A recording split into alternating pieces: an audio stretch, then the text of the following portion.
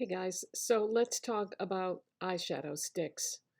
Eyeshadow sticks have never been more popular than they are right now. All the brands have got them, everybody's using them. However, have you ever used an eyeshadow stick and then looked at your makeup 2 hours later and it was like melted on your eyelids? There are many reasons why this can happen.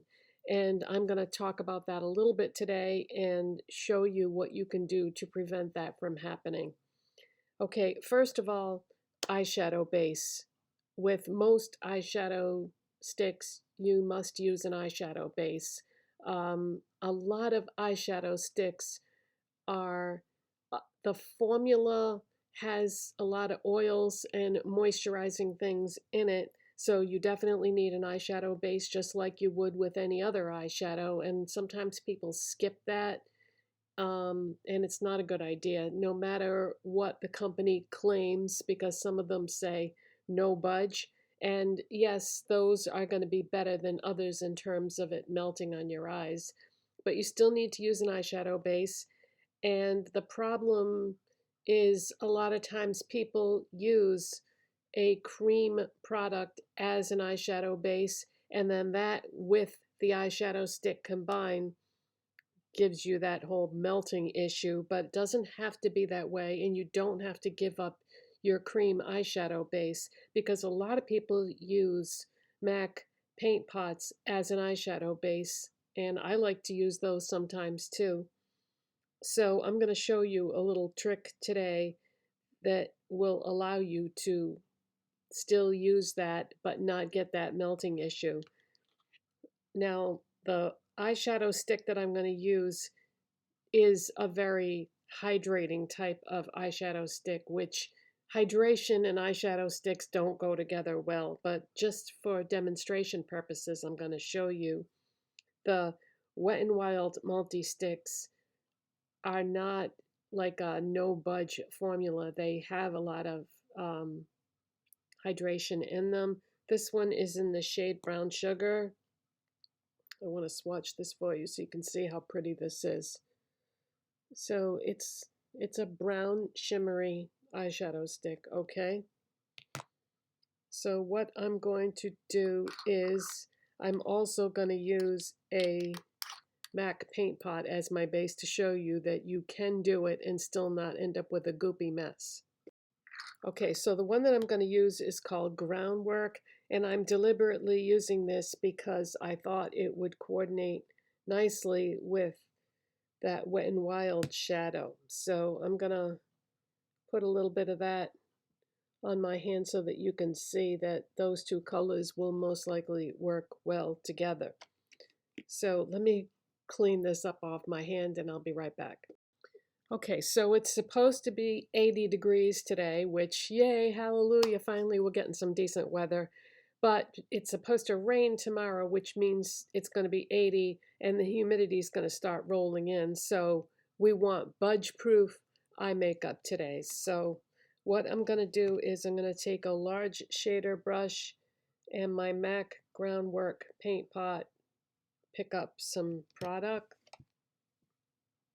and then I'm gonna put this all over the lid area, and I'm gonna also work that up into the crease and outer corner area, okay, and blend it in. And in order to get the shape I want, I'm gonna switch brushes to like a round dome shaped brush.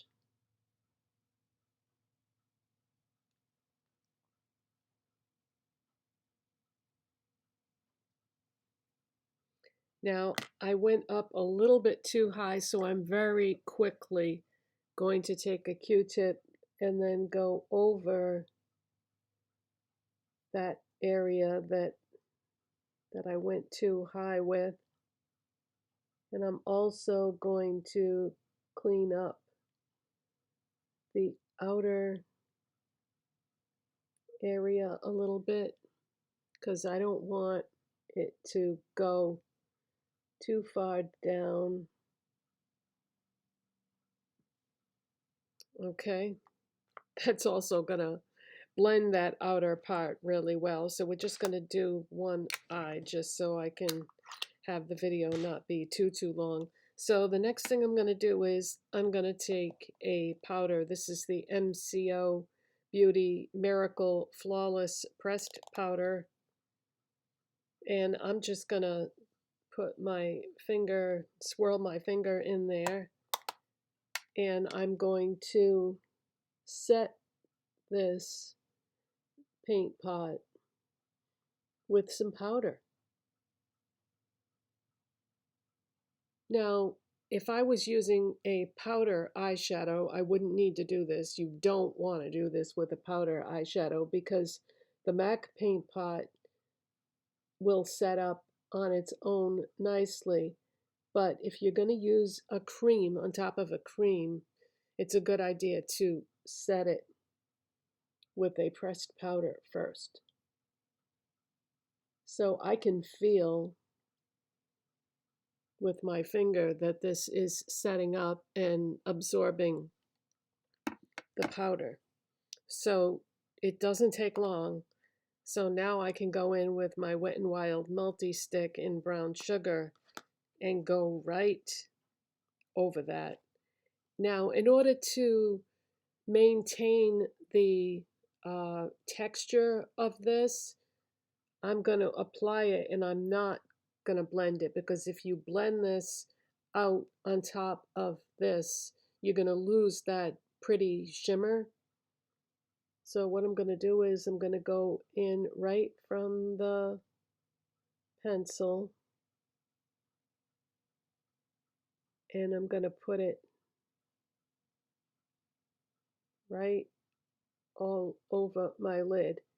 Now the MAC Groundwork paint pot will still be there in the outer part and the upper part, so that will peek out to give you a little bit of dimension. So this is a super easy, quick look that's not going to take you a long time. So see, that applied fine over those other products, because you might have been thinking, well, that's too many layers, you know. Nope, not a problem. It went on nice and even. I'm just trying to make sure I get right down into that lash line, because otherwise I'll have that white stripe along the lower lash line. So it's just a very simple, goes with anything type of look. Now what I am going to do is, I just picked this up the other day. I haven't had this in so many years. I was at Target and I was in the Wet n Wild section and I bought the Coloricon Kohl eyeliner in Simma Brown now. These are like $2, but I want to put a little bit of that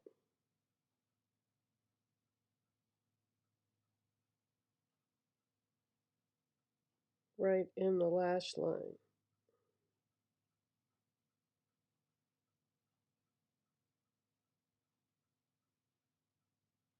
Careful, because when these are new, can you see how pointy that is? So yeah, be careful.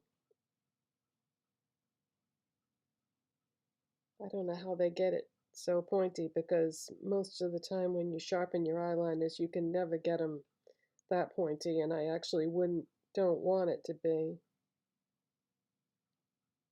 So I'm just going all in between the lashes there just to give me some definition. Now I'm going to go a little bit past the lash line there. Just do like the tiniest little wing.